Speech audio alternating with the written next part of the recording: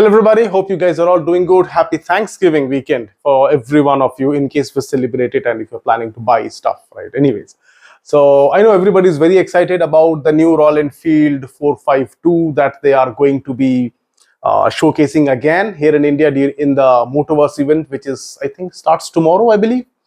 And that's when the prices too are going to be announced. And considering that it is an adventure motorcycle and the way the adventure motorcycle segment is just expanding all over because of their versatility, I know many people are already excited. Even I'm excited. But then what happened is that today I got an opportunity to meet the top boss of Hero MotoCorp, that is the CEO, Mr. Niranjan Gupta. So I was invited in one of the premier dealership event here in Bangalore that was conducted by RT Krishna showroom. And I got to meet Mr. Niranjan Gupta. I got to meet their other officials from Hero MotoCorp, a lot of senior officials.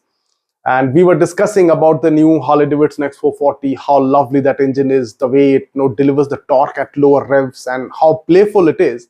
That's when I was asked that when will I buy the Harley-Davidson?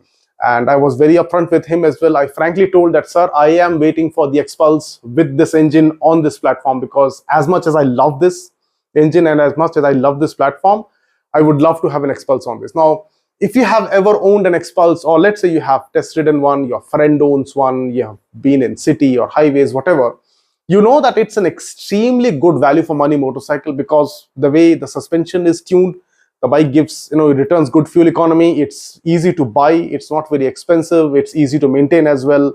And yeah, there are so many things which go in the favor of Xpulse. But the only place where the Xpulse lacks is on the highways, right? So when you're touring, your cruising speed is restricted between 80 to 90, let's say 95 kilometers per hour. Anything beyond that, you start to strain the engine out, the bike starts giving vibrations, and that's when it starts to get a little bit bad. It starts to feel a little bit bad. Imagine the same Xpulse with the same off-road capabilities and everything else, with a bigger engine, with a new chassis and the new platform, right? If you know that the current Xpulse does not actually have an off-road chassis, it's not a double cradle frame. It's basically the way a naked motorcycle is. So you get one tube down and then the engine is actually mounted on that. There is nothing underneath the engine of the Xpulse.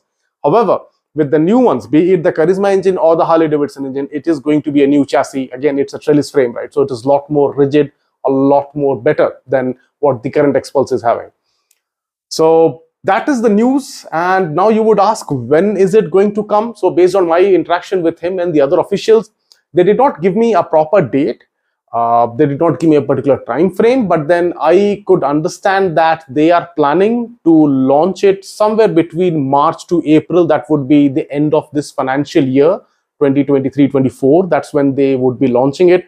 And because at that time itself, I am expecting that the Himalayan 452 deliveries will also start. Because if you look at the last year's, Royal Enfield's launch calendar, right, 2022 launch calendar, in Motoverse, they showcased the Super Meteor 650.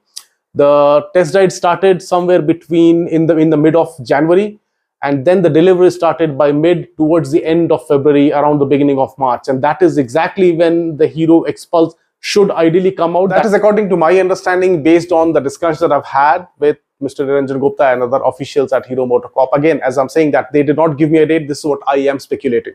And yeah, I am actually looking forward to one of the Xpulses, 450s, or let's say the 210. Doesn't matter, it comes with the Charisma engine. It's a lovely engine, it's a high revving engine, we all know that. And if it comes with the Harley-Davidson X440 engine, then it's going to be even better.